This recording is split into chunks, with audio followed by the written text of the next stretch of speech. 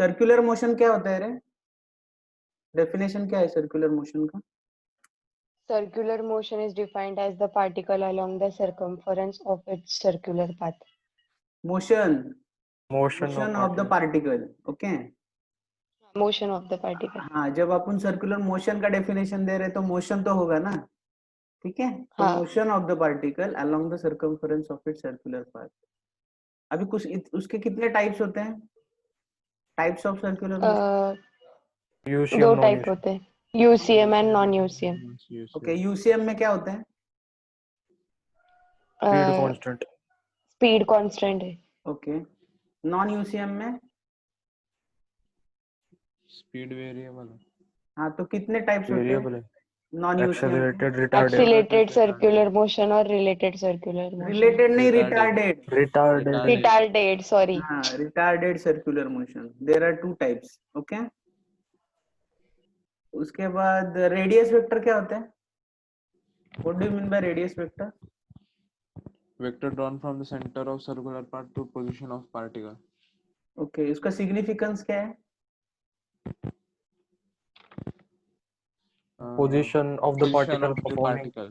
हाँ, Performing it circular signifies the motion. Position of the motion. Particle performing the circular motion. जो particle circular motion perform कर रहे हैं. ऐसा unit of radius vector? Meter. L1. Dimension L1. Okay. Angular displacement का definition दे दो. Angle It is defined as the angle traced or angle inscribed by the radius vector in a given time. Okay. SI unit of angular displacement is radians. radian. Ah, Okay. What is the radian. relation between radian and degree? 180 by 1 pi radian degree. is equal to 180 by pi degree. Sorry.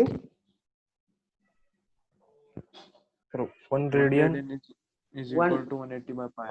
180 by pi degree. Okay. बराबर है. यानी basically क्या रहता है? 2 pi is equals to 360. 2 pi radian is equals to 360 हाँ. degrees. उसके जरिए हम Hmm. we can find out the value of 1 degree in terms of radian or value of 1 radian in terms of degrees. कुछ भी कर सकते हैं आप. अभी मैं अगर आपको पूछूं मुझे एंगुलर डिस्प्लेसमेंट का डायरेक्शन निकालना है तो कैसे निकालूंगा? क्या निकालना है? एंगुलर डिस्प्लेसमेंट का डायरेक्शन. Direction. हाँ सर, ये फॉर्मूला नहीं क्या? S equals to R theta. अरे डायरेक्शन निकालना है. Which rule I will use? Right hand thumb rule. Right hand thumb rule. Tell me the statement of that.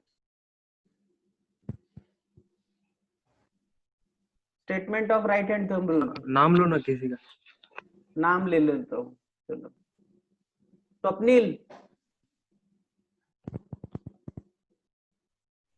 Swapnil. हाँ सर. हाँ बोलो, राइट हैंड थंब रूल बोलो. Statement. अरे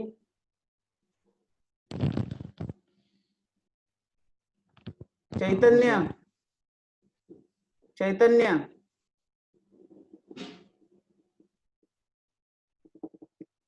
चैतन्य बोला. Right hand thumb रूलचं statement सांग. When fingers are curved, the direction of the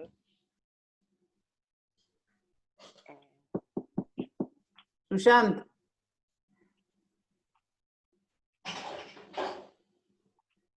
Sushant. Sir जेव्हा आपण fingers curve करतो ना तेव्हा हे रोटेशनच्या बाजूला तेव्हा जो आउटस्ट्रेच थंब असतो ना ते डायरेक्शन असतं. कर्ल मी कुठल्या डायरेक्शन मध्ये फिंगर्स कर्ल करतो? रोटेशनच्या. Okay. The direction of motion असं म्हणायचं, रोटेशन नाही म्हणायचं. Or you Direction. Can say that you direction of the rotation असं म्हणू शकतो. आमिर स्टेटमेंट सांग पटकन पूर्ण. Right hand thumb rule states that imagine the axis of rotation to be held in your right hand.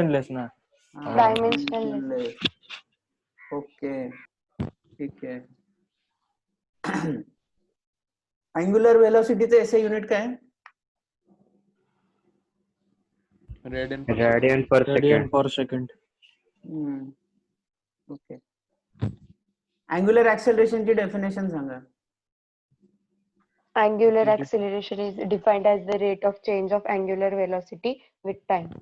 त्याचा symbol काय असतो? Uh, हा? Alpha. Alpha. अरे एवढा विचार करून सांगते. अल्फा. बरोबर. सर नाम लो ना प्लीज. हाँ नाम लेता हूँ. सब मिक्स होके बोल रहे. ओके. टाइम पीरियड का डेफिनेशन बोलो Rohan. It is defined as the time taken by particle performing the circular motion so as to complete one revolution. Okay. What is the relation between time period and frequency? Time period is reciprocal of frequency. Reciprocal. Okay. ठीक है. Centripetal force क्या होता है रे? मैं बताऊँ. Force acting towards center. हाँ स्वप्निल बोलो. Centripetal force. Sir, the force acting towards the center is called centripetal force. अरे अशी डेफिनेशन आहे स्वप्निल. Sir, The सांगू का? force defined is the necessary for the circular motion of the body is known as centripetal force. हाँ, the force which is necessary for the circular motion of the body is called as the centripetal force. Swapnil. अरे आता suppose मी straight म्हणजे तू motion नाही specify केलं, direct म्हणतो the force acting towards the centre, असं नाही बोलायचं. ठीक आहे. पार्टिकलचं मोशन सर्क्युलर होण्यासाठी जो फोर्स लागतो नेसेसरी असतो त्याला म्हणतात सर्क्युलर मोशन. नंतर तू सांगू शकतो की direction of the centripetal force is always along the radius towards the centre of the circular path. ठीक आहे. हाँ सर. ओके. आता मला एक सांगा, सेंट्रीफ्युगल फोर्स कसा काय जन्माला आला? सेंट्रीफ्युगल फोर्सची कन्सेप्ट का आली? Why? What is the reason? Can you tell me the illustration of that? हाँ सर. हा बोला. सर म्हणजे एक object sir inertial frame of reference मध्ये म्हणजे जेव्हा असतो तेव्हा त्याला म्हणजे न्यूटनचे लॉ म्हणजे व्हॅलिड नसतात. त्यासाठी आपल्याला इनर्शियल फ्रेम ऑफ रेफरन्स मध्ये नाही नॉन इनर्शियल. हा नॉन इनर्शियल ना. हा मग एक्झाम्पल दे ना. एक्झाम्पल दिल्यावर मला कळतं. नॉन इनर्शियल समजा म्हणजे काय तुम्ही बस नोट्स मध्ये वाचले का बसला. नाही तुम्ही? नोट्स वाचले का त्या? वाचा. नाही सर. आमिर तेरे को आ रहा है? डस्टर का एग्जाम्पल दिया था मैंने. Can anybody tell me the example of that duster placed on the rotating table? Very Duster. Duster भूल गए। अरे अगर एक टेबल रोटेटिंग है उसके ऊपर डस्टर है and if you are observing the duster from the ground then your frame of reference is what? Inertial or non-inertial? Iner- Inertial. In that case, Inertial. the force acting on the Inertial. duster is what? Centripetal Yeah. force. Okay. ठीक है? Hmm. Now suppose I have changed my frame of reference from the ground to the table itself. मैंने क्या कर दिया? मेरा frame of reference change कर दिया। कहां से? ग्राउंड पे से टेबल को बना दिया। अभी टेबल तो क्या हो रहा है? रोटेट हो रहा है। That means my frame of reference is in the acceleration. Whenever the frame of reference in the acceleration, that particular frame of reference क्या होता है? बोलो। Non-inertial frame of reference. Non-inertial. What is the basic difference between inertial and non-inertial frame of reference? Frame of reference अगर at rest है, then it is what? Inertial frame of reference. Inertial. If it is in the acceleration, then it is non-inertial Non-inertial. frame of reference. Non-inertial frame of reference में Newton के laws valid होते हैं क्या? नहीं होते हैं। अभी न्यूटन तो ग्रेट है ना, उसके लॉ वैलिड होने मांगते हैं। So in order to make the Newton's laws valid, some pseudo force is considered to be acting on the body performing the circular motion. That particular pseudo force is centrifugal force. इतना सब लिखना पड़ेगा आपको अगर ऐसा question आ गया। Okay, explain the concept of centrifugal force, how it has came. It is the outcome of the circular motion of the particle. वो outcome रहता है। और सेंट्रीपेटल फोर्स क्या रहता है रे? अगर वो आउटकम है तो सेंट्रीपेटल फोर्स क्या है? रीजन है, रीजन, कॉज। वो तो इफेक्ट है ना। Centrifugal force is the effect और सर्कुलर मोशन का कॉज क्या होता है? Centripetal force. सेंट्रीपेटल फोर्स होता है तो सर्कुलर मोशन होता है और अगर और सर्कुलर मोशन होता है उसके बाद सेंट्रीफ्यूगल फोर्स आता है। ओके, इस बात को समझो। ठीक है, आपको समझ में आ गया? Tell me the 5 points of differentiation between the centripetal and centrifugal force.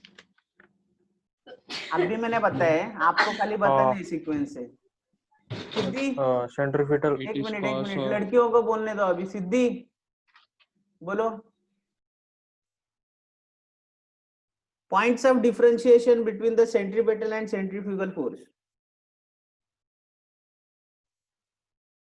सिद्धि,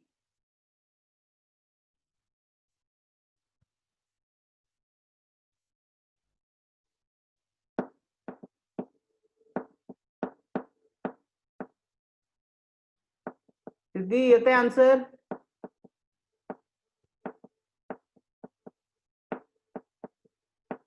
निखिल बोलो बोलो। sir. Centripetal force is a real force.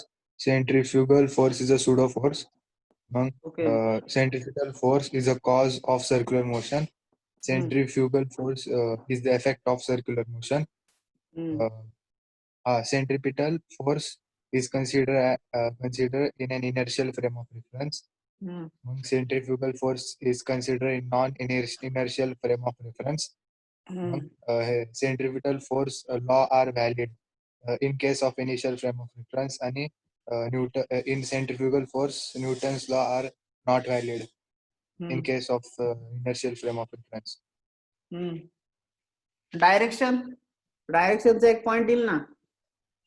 Centrifugal force is along the radius and centrifugal force is away from the center.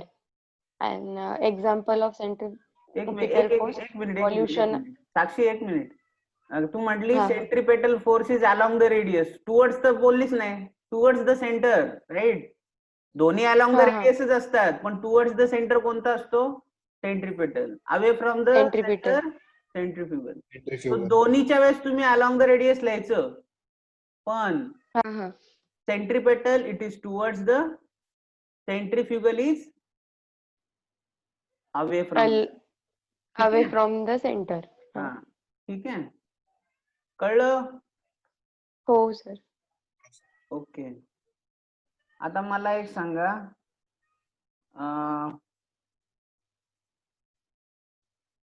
suppose I want to find out the expression for the maximum safety speed with which the vehicle can move along the horizontal curve road. तर मी काय sir. करणार?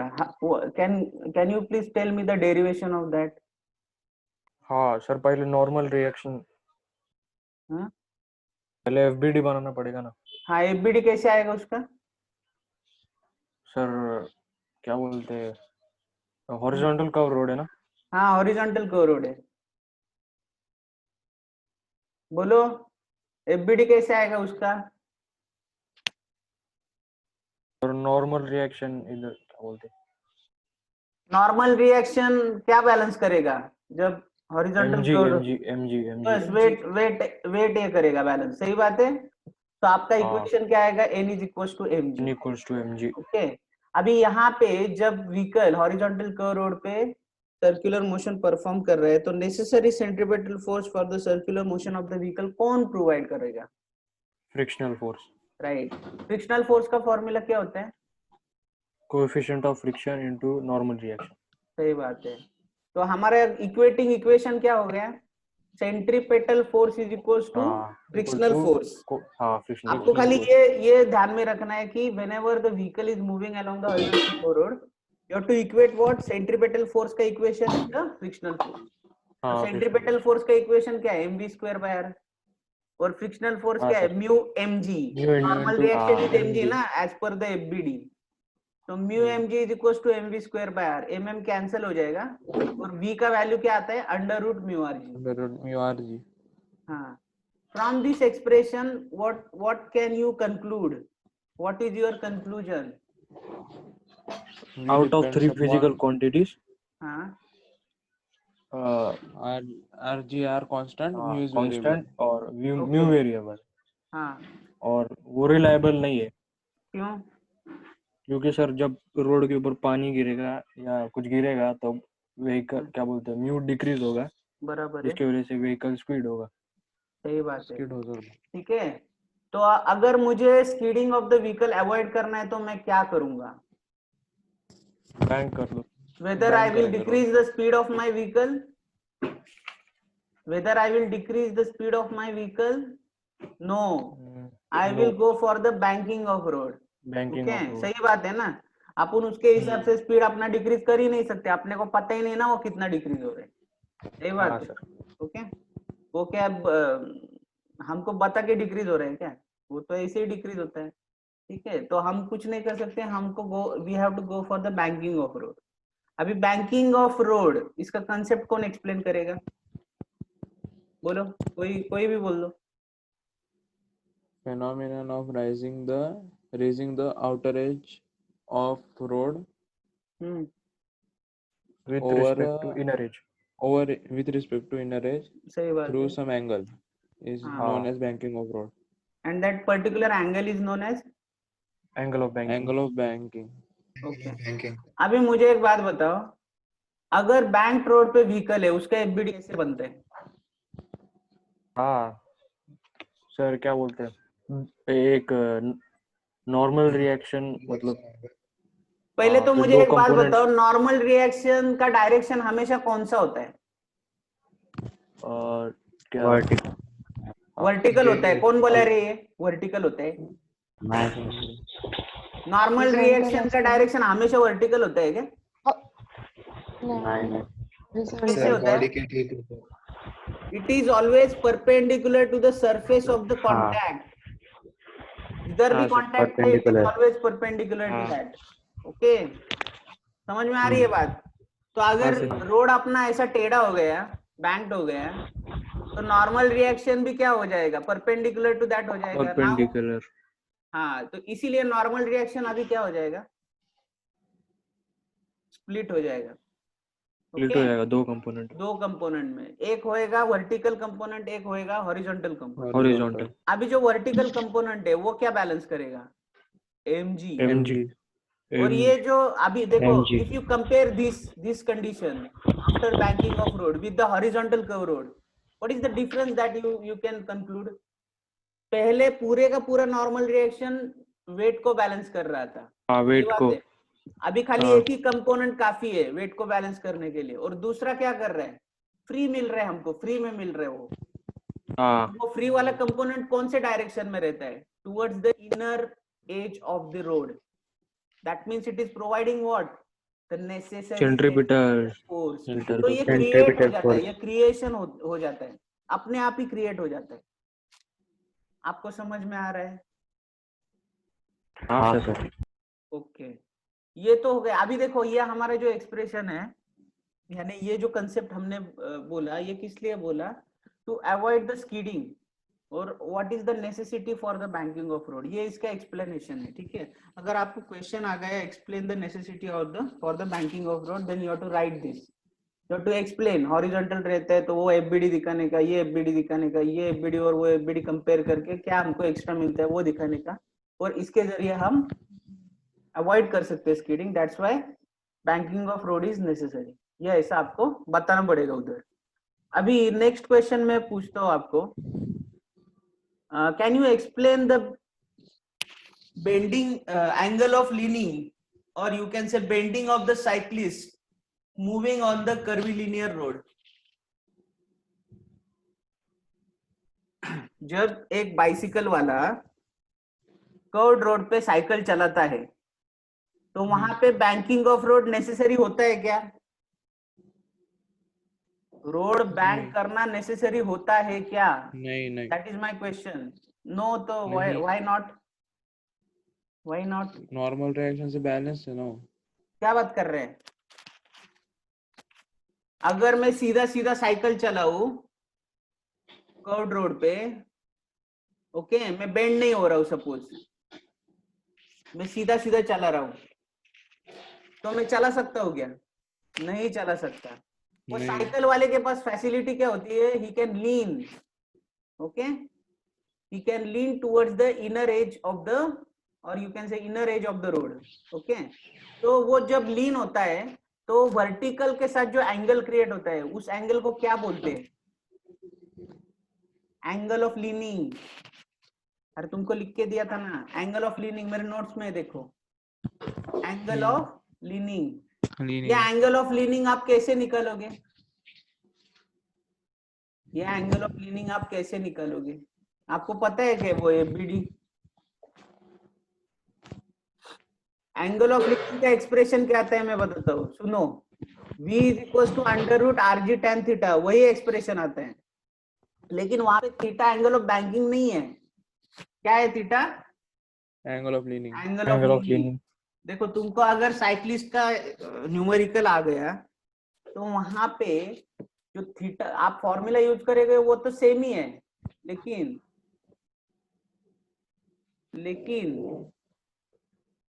यहाँ पे इस formula में theta is what? Angle of leaning. ये ध्यान में रखो. ठीक है, आपको एक मिनट में दिखा देता हूँ एंगल ऑफ लीनिंग वाला.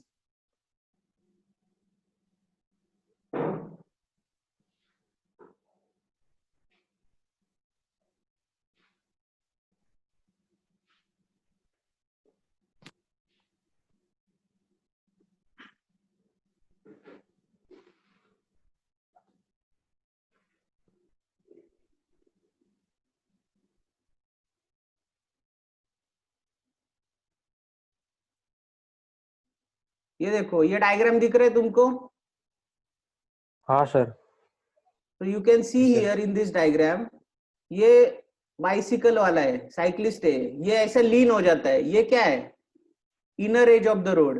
ओके, और ये क्या है? Outer as of the road. तो ये देखो ये किधर झुक गया है? Inner as. तो ये जो एंगल आपको दिख रहा है, the angle made by the cyclist with the vertical, इसको बोलते हैं एंगल ऑफ लीनिंग. लीनिंग यानी झुकना. ओके, अभी देखो ये अगर थीटा होगा तो ये भी तो थीटा होगा. समझ में आ रही है क्या बात? ये थीटा होगा तो ये भी हाँ, तो सर. थीटा होगा. Alternate angles. ओके, ये अल्टरनेट एंगल्स है. और ये अगर आप ट्रांसलेशनल इक्विलिब्रियम देखो तो n is going to balance what? mg. mg is acting through the center of gravity point. g यानी center of gravity point है. Through g it is acting in a vertically downward direction. Normal reaction will be perpendicular to the surface of the contact. यहाँ पे उसका contact होगा sir road के साथ cyclist का, तो उसको परपेंडिकुलर डायरेक्शन में नॉर्मल रिएक्शन. तो you will get this equation, n is equal to mg. ये आपको पहला इक्वेशन मिल गया. एंड f क्या प्रोवाइड कर रहा है इधर? Necessary centripetal force. तो ये आपको दूसरा ये मिल गया, ठीक है। तो अभी अगर आप दूसरे को पहले से डिवाइड करोगे तो आपको क्या, नहीं दूसरे को पहले से डिवाइड करने के बजाय इधर है ना, ये जो फाई है इसका tan ले लो। क्या लेने का? tan phi. tan फाई मैंने लिया तो क्या हो जाएगा? Opposite divided by adjacent. Opposite क्या है? f, एडजेसेंट क्या है? mg। तो मैंने अपोजिट लिखा mv square by r, adjacent क्या है? mg। तो mm will be gets cancel v square by rg। तो v का वैल्यू क्या आ गया? Under root rg tan phi, यानी under root rg tan theta. तो यहाँ पे ये जो फाई, ये कौन सा एंगल है? Whether it is banking, angle of banking? No, this is angle of leaning. ये डिफरेंस है इधर। तुमको समझ में आ गया ये? हाँ सर। ओके। डेथ वेल क्या होता है रे?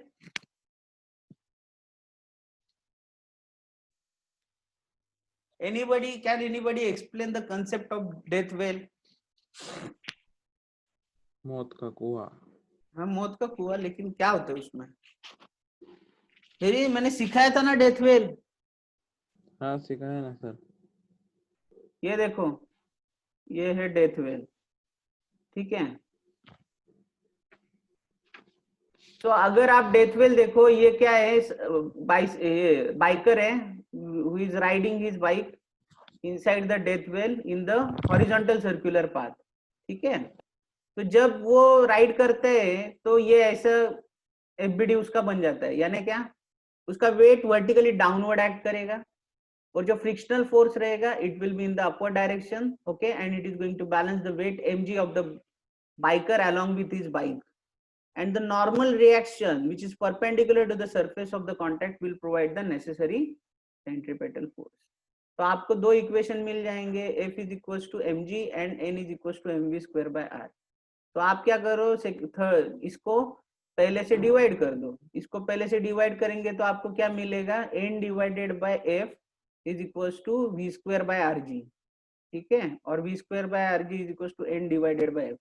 अभी f क्या रहता है रे? म्यू इंटू एन रहता है, तो एन एन कैंसिल होके आपको ये इक्वेशन मिल जाएगा। Under root v should be always greater than और equals to under root rg by mu.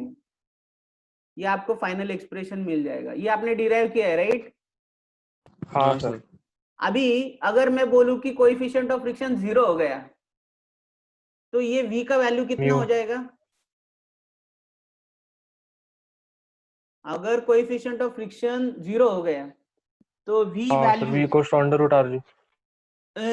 अरे कसर है, v का value under root r g कैसे हो जाएगा? एनीथिंग डिवाइडेड बाय 0 क्या होता है?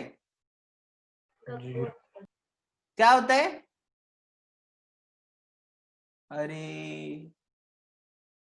अरे anything divided by 0 is infinity ना। 0 हाँ का सर। आप कोई भी हाँ चीज सर, से हाँ। डिवाइड करते हो तो 0 होता है। आप कोई भी चीज को 0 से डिवाइड करते हो तो इंफिनिटी होता है, उल्टा होता है ना। तो ये अगर म्यू 0 हो जाएगा तो ये स्पीड तो इंफिनिटी हो जाएगा। तो इंफिनिटी स्पीड पे कोई व्हीकल चला सकता है क्या? नहीं। नहीं, एक्चुअली चला सकता है लेकिन वो मर जाएगा बेचारा, ओके। क्योंकि inside the death well to ride his bike your speed should be greater than और इक्वल्स टू, तो ये मिनिमम स्पीड है, मैक्सिमम स्पीड इंफिनिटी हो जाएगा। समझ में आ रही है बात? लेकिन ऐसा करके भी यूज नहीं है, वो पागल हो जाएगा ना, ठीक है। So the coefficient of friction is adjusted in such a manner that it depends upon the value of mu depends upon the velocity with which the rider is going to ride his bike inside the death well। आपको समझ में आ गया ये? हाँ sir. Okay, ये notes पढ़ो, मैंने बहुत कष्ट करके बनाए हैं। हाँ sir. Okay, the vehicle moving along a bank हाँ रोड, सर। ये आपने पढ़ा था, हमने डिस्कस किया था वेरियस केसेस। अभी कल भी मैं ये रिवीजन लूंगा, समझ में आ रही है क्या बात? कल भी मैं हाँ ये सर। रिवीजन लूंगा। यू हैव टू हाँ गो सर। Through this notes. एक दिन और जाएगा अपना, लेकिन ये हो जाएगा आपका, ठीक है। तो आप इसका पढ़ाई करो और उसके बाद अपन प्रॉब्लम सॉल्व करेंगे इसके करंट इलेक्ट्रिसिटी के, ठीक है। हाँ सर। तो ये नोट्स आज हाँ, पढ़ सर। के रखो, अभी इतना वक्त नहीं है, ये बहुत बड़ा है।